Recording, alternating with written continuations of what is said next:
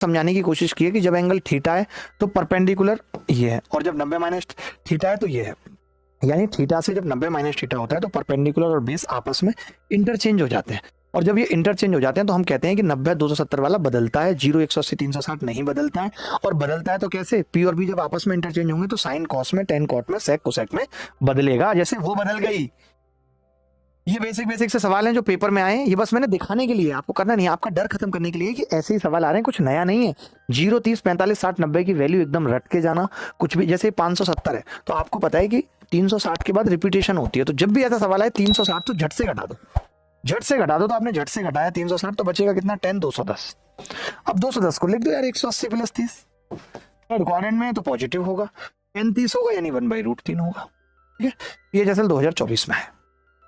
अब देखो इस सवाल में कुछ नहीं है, 120 30 135 30 कॉस की वैल्यू है, दो वैल्यू याद रख लेना, कॉस 120 कॉस 240 -1/2 होता है, टेन 135 कॉट 135 -1 होता है। अब मैं देखते चल रहा हूँ भाई, ये बेसिक सवाल है, कर लेंगे।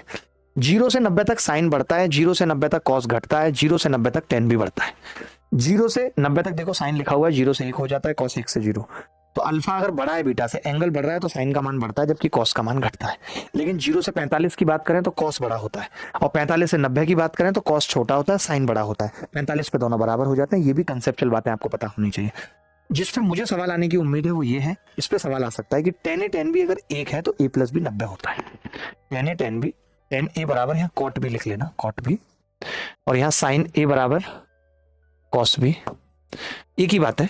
और यहाँ कॉस A बराबर साइन B, और यहाँ कॉट A बराबर tan B।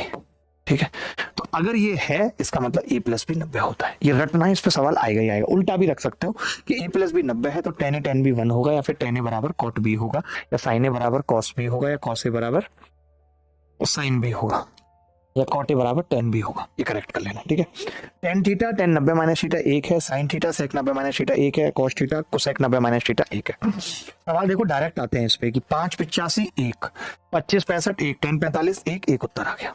ठीक है, आगे बढ़ते हैं।